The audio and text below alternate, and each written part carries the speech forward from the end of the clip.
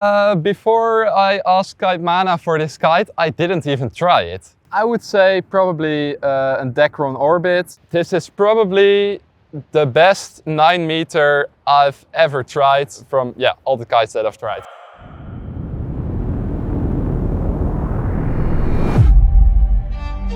Jamie Overbeek has been part of the Kitemana team for over a year now, and a lot has happened since then. We tested some sick gear together. He competed with the best gear at some of the biggest events. Well, most of them. Today we're diving into his mindset to uncover why he chooses the kites he rides and what makes them the perfect match for his style.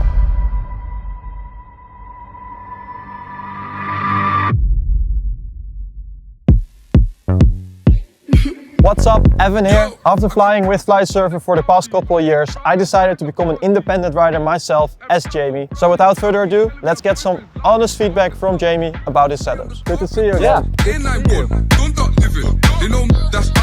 You have some beautiful gear here lined up. I would say yes, it's not bad. Yes. But I see a lot of different kites, a lot of different sizes. Yeah. Even a foil kite. So I'm wondering what's going on in your mind when you are choosing this gear. So maybe it's smart that we go with the lighter low wind range first, and then we move up to the stronger wind full powerhouse gear you chose. Yeah, let's do that. That's good. Let's look at it. All right, so I think we should start at the Sonic because recently brands have been making foil kites that can loop now. Back in the days we only did big jumps in strong winds, but now they managed to make foil kites that can loop. They also have a super good low end, as you know, a foil kite. You have an advantage over the tube kite. Even this is a 7 meter, but it's like a 10 meter tube kite, so it's quite insane. So I always start with this one when the wind is a bit lighter, because you can still get the lift and the airtime. Nice, yeah. Nice. And what would your ideal conditions be for this kite if, let's say, you are not able to ride the other kites because of the conditions?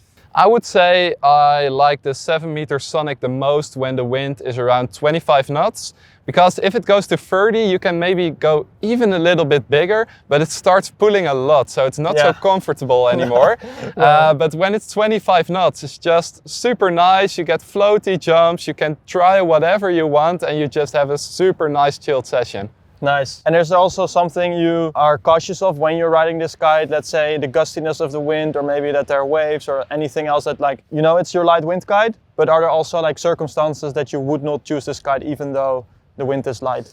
Yeah, when there's like a lot of wind holes and you want to loop this kite and there's wind holes in the wind and you get in a wind hole, it will stall completely and you will like fall out of the sky so fast and you will have really bad crashes. So the wind can be gusty, but it has to be a bit consistent to ride this kite, because otherwise I don't feel good on it and I just take a tube kite. Exactly, so then you prefer the stability of a tube kite. Yes, and with a tube kite you just know that it gets through the loop, especially like the newer models. You always know that it gets above you again. Okay, but now we know exactly in what conditions you would take this kite and what not. But what bar setup are you choosing? How long are your lines? How big is the bar?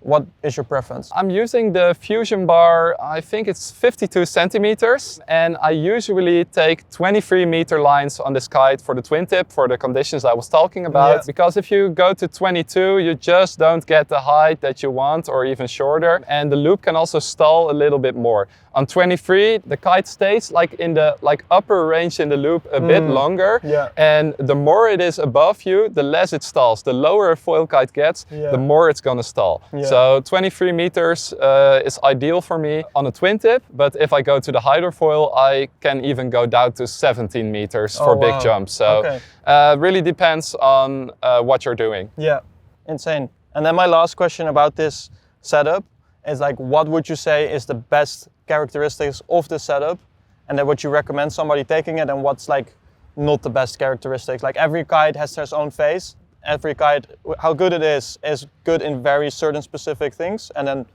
less good in other topics. What would you say about that? I would say this kite is just super good if you're already quite good in some loops, and you want a kite that has a really good low end in stable conditions, so you can outperform all your friends on the water. But if you're a bit lower level, can just do a kite loop, maybe a laid back roll, but no kite loop board off stuff, it's probably not the kite for you, because it's gonna stall too much, it's gonna make everything harder. So for those people, they should just stick to the tube kites and not go to this kite. Or they want to jump really high on the hydrofoil, then you should go to this kite. Then it's way better than a tube kite. So I would say it's not for everyone, but if you like the feeling of a foil kite, just go for it. Yeah, nice. So this is like probably the most specialized kite we have here today. Yes, it is. Awesome, awesome. Okay, we have one question from Ripper Concept. His question is, what's the best kite to progress kite loops in low wind conditions? I would say probably a Decron Orbit. I tried it a lot of years ago, not a new one, but it probably got a lot better already. So for people that just want to do train boogie loop, kite loop, maybe laid back roll kite loop, etc. I would just go for a kite like that, because I always hear good things about it when people talk about it for progression. And if you're a bit higher level and still want good performance in lighter winds, go either for the Rebel D Lab or the Slingshot NXT, but my personal preference would go to the new Rebel D Lab. So we have here a 5-strut kite, tube kite. Yeah. What can you say about it? What can I say about it? This is probably the best 9-meter I've ever tried from all the kites that I've tried. Okay, that's clear. Yeah. I like to use it in a lot of conditions. I like to ride this kite the most, but in some conditions I also take the Brainchild kite because I want to put it lower and it's better for the scoring and the clip sometimes. Yeah. But personally, I prefer to ride this kite for my riding if I'm not talking about the content, because the low end is just super good on this kite, and even the high end is so good, and the loop has so much float and the loop is always fast. You can do all the tricks that you like. It has like the most airtime out of all the tube kites on the market. It gives you the most time to do whatever you want in the air. That's super insane. Yeah. What I noticed from riding it myself is like the kite does everything you want, and it makes it I don't want to use the word boring, but it makes it almost too easy. Yeah, you're like landing a trick that you've never landed and you were like, how did I just land it? And it didn't even feel hard on this kite. That's basically how it feels riding this kite. The rough edge maybe that the foil kite has, or that raw power is not there, but it does everything. Yeah.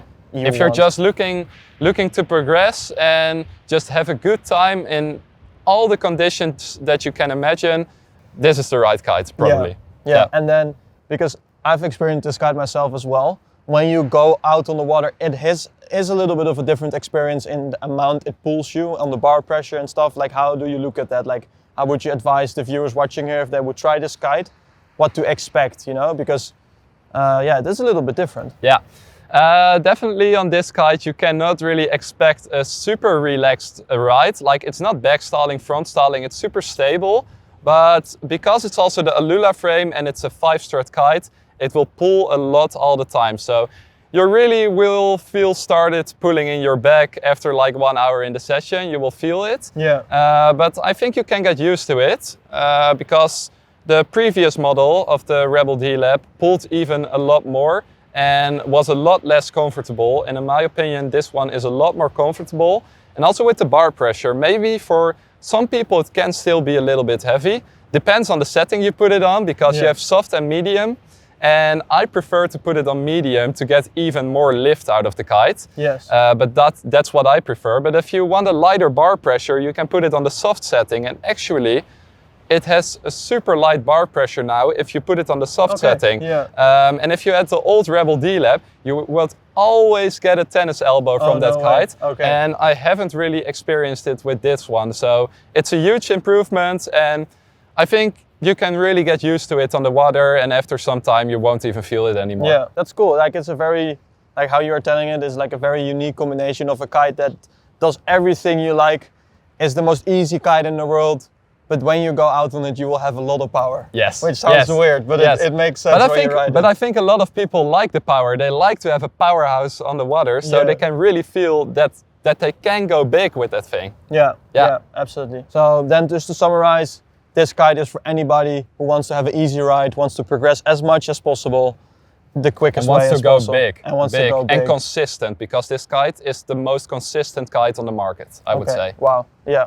I totally love it too. So yeah, we're on the same page here.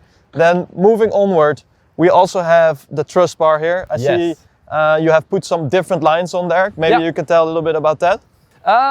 For a couple of years now, I've been riding Linesmith lines on all my bars because they're just a little bit thinner. And you can really feel the difference with that. You have less drag in the air.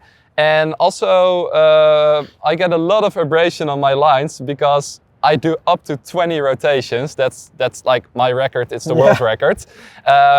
And it's impossible for me to do that with lines that are not from the Linesmith, with normal SK99 lines from brands.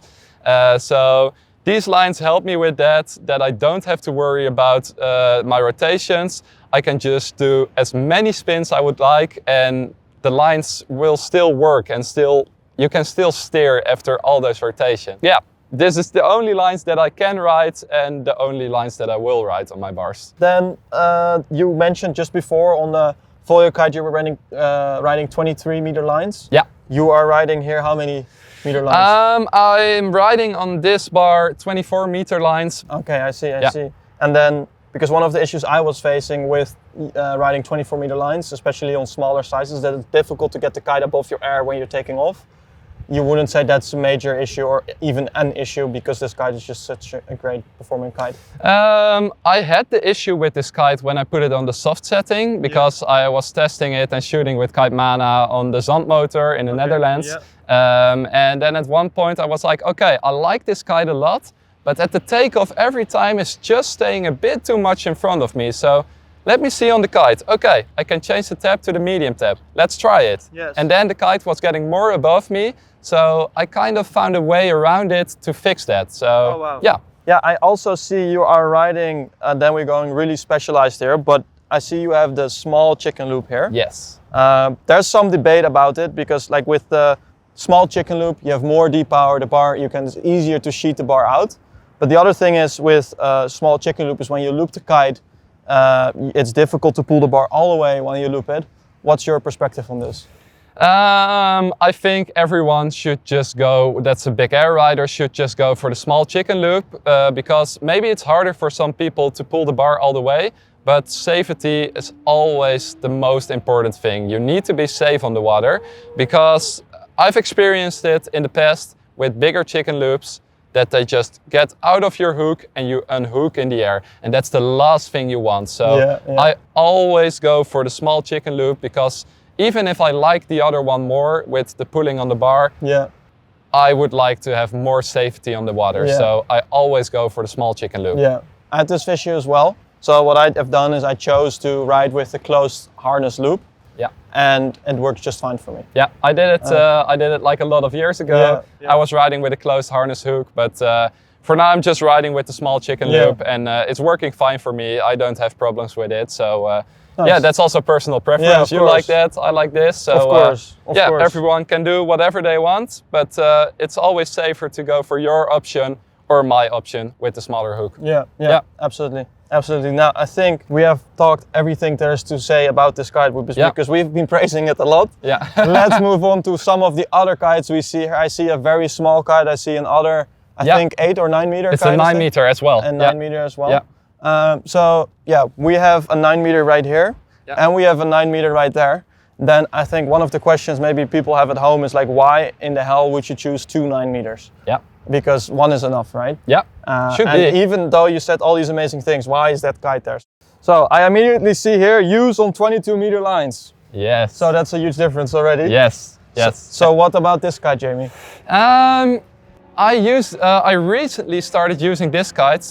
This is the 9 meter, but I'm also riding the 8 meter from this one. So last trip to Cape Town in November, December, I took it with me because the last minute I asked Kitemana, can I maybe also get a Harlem Peak? And they said, yeah, we can send you one. So I got an 8 meter. So last trip I went to Cape Town, went out on the water on the old Rebel D Lab 8 meter.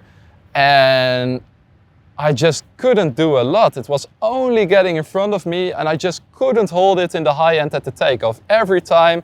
And I was getting a bit irritated of that because the wind was super good on that day and I just couldn't get it out of it. It's also like maybe my style, my kind of riding. So then I pumped the 8 meter peak, went out on it. First jump, 25 meter laid back with like a couple added rotations. And I was like, okay, this kite is my kite for these conditions. Yeah. This is what I can perform on. So yeah, then I basically started riding the 8 meter peak for the whole trip when it was 8 meter conditions. Yep. Because I liked it a lot more in the waves than the Rebel. And that was the old Rebel.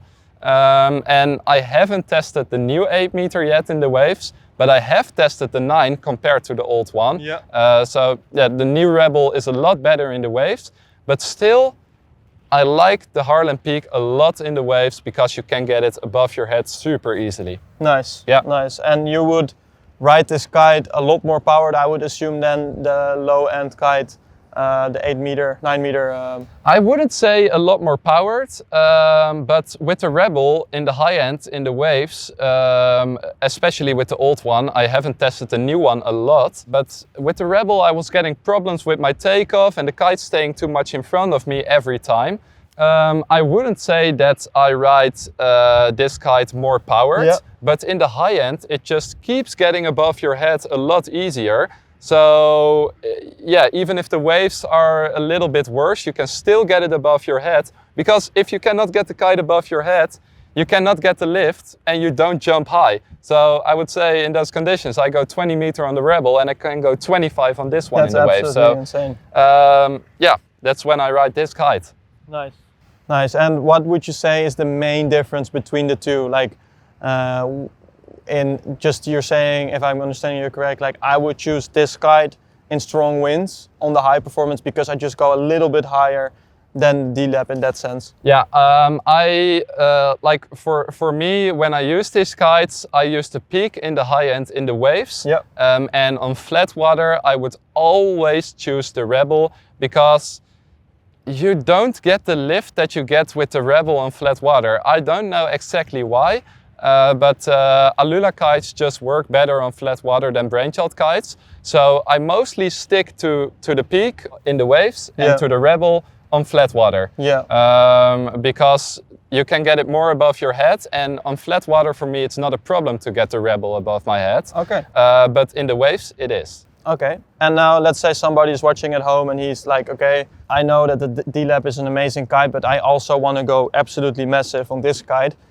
Is it a problem for, like, say, the average rider who is able to do some kite loops to take out the D-Lab in the waves? Would they be bothered by it, or is it still fine to use? I don't think so. I think for more the average rider, they're also not like pushing the high end that I push to. Yeah. So it's totally fine, and also probably with the new one, it's totally fine for people to ride it. And I would also say to people, go buy the Rebel and not the Peak. Because in my opinion, the Rebel is better in almost all things for a lot of people because this one also drops a lot faster, it pulls a lot harder in the loop, it's harder to control. The Rebel is always the same and always super predictable. So for most people, the Rebel is just the best option. Yeah. But because I'm a pro rider and I just want that little bit extra and those things in the stronger wind, I go to the Peak in those conditions. Yeah. But for all the other people, I would say buy the Rebel and not the Peak, because the Peak is just a lot more technical kite than the Rebel. Okay, and then referring just to the conversation we had with the Rebel, you know, we were saying like, hey, maybe it doesn't really have that rough edge that that grunt you would be looking for in a kite. Yeah. Does the Peak have that? Yeah, the Peak has it maybe a little bit more, but the Rebel will pull longer in your loop. So the Peak loops lower, so that's also why I use it, because for competition and for the clips, people always want to see a low kite angle, and they don't really, like you can go super far, but then still people are looking, okay, the kite was over there, so we don't care. We don't care, we want it low. So the peak doesn't really pull that hard. You can almost like get the pull out of it when you pull hard in the loop, and the Rebel always keeps pulling. So I like it because I can still put it low and people like it. People like it in the competition, so I have to do it as a pro rider. Yeah. But if I would have to ride a kite for myself, I would choose the Rebel. Okay. But I also do it because the people like it, that I ride this kite, I can put it lower, so. Beautiful. Then, just about the bar here, we see here a different brand bar. I think it's a North bar.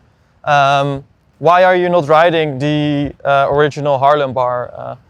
I'm not riding the original Harlem bar because recently, a lot of brands just buy one bar, put their own print on it, and it's basically for a lot of brands the same bar. And you don't have like the round tube anymore. And now you have like, with The square one. Yeah, the square one. Yeah, the square one. And with some kite loop tricks, I put my hand like in the middle of like my two fingers. I put it in the middle, and with the square one, it's just impossible. It's possible, but it's not nice at all because you have a lot less control. If it's round, you can way better put your fingers around it, and you will have way more control steering with one hand. Okay, interesting. So I just don't like the bar is totally fine, the Harlem bar itself, the feeling of it, but that thing in the middle is just not working for pro riders. Yeah. So I still had this bar laying around at home. I had some lines to put on it, so why not? If this works for me, I ride this. So, and I had it laying around, so why not use it? Absolutely. Yeah. Yeah, I totally get it.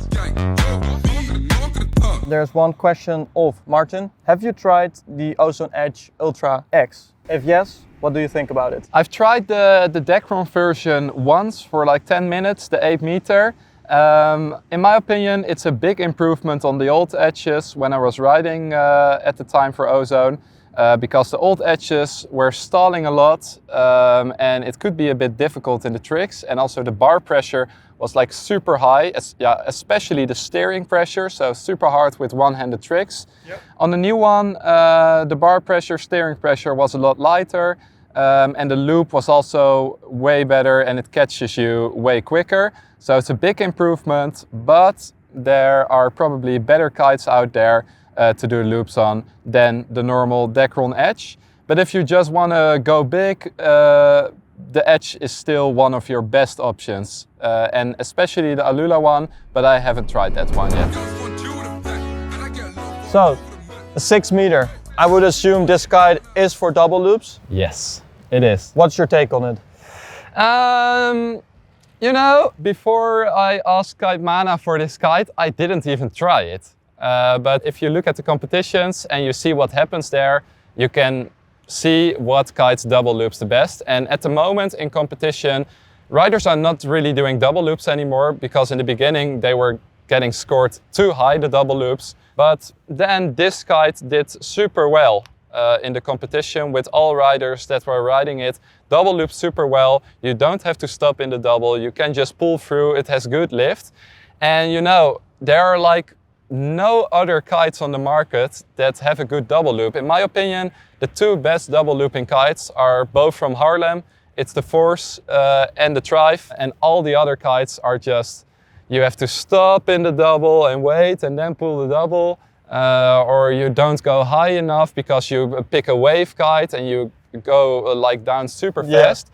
And this kite still has the lift and it has the extremity. You can put it super low in the double loop and it will always catch you. So in my opinion, this is like the only good kite for double loops. So that's why I also asked Kitemana to get me this kite, because it's just working. Yeah.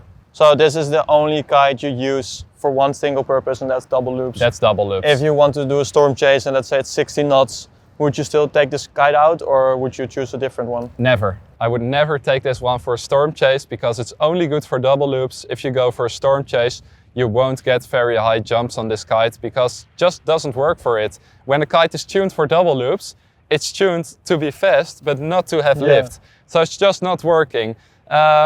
for the Storm Chase kite, I now have a new Rebel D Lab 6 meter laying around. So I got that one. I don't know if it's gonna jump super high or if it's gonna be like an Ozone Edge again, because I know the 6 meter Ozone Edge was insane when it was gusting like 70 knots. Yeah.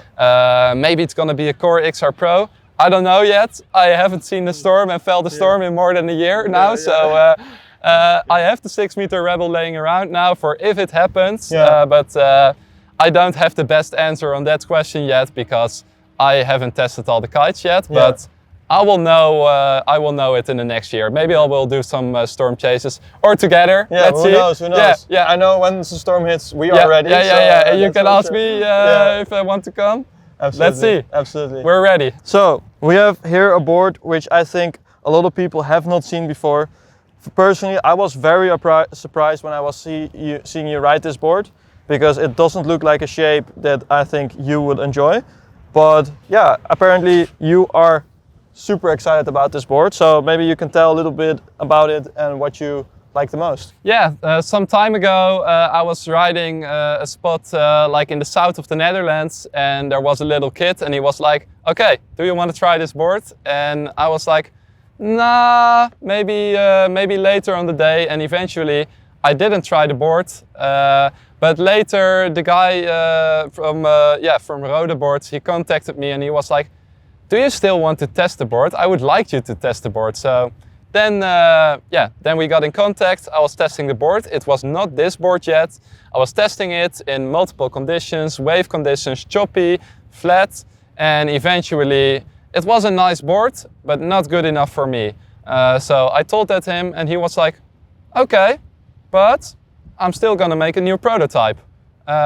He wanted first to make that board a lot later, but then he decided, okay, we're gonna make it right now. So then he went making the first prototypes of the carbon board. You probably won't believe it, but we got the first prototypes, we got 2 boards, and one of the boards was the board that we eventually got to. Like a few small tweakings, but not much, just a little bit. And he just made the right board right away. Jamie, thank you so much for your honest view about this beautiful gear. If you guys have any questions about your gear or the gear you maybe want to buy, you can always reach out to Kitemana.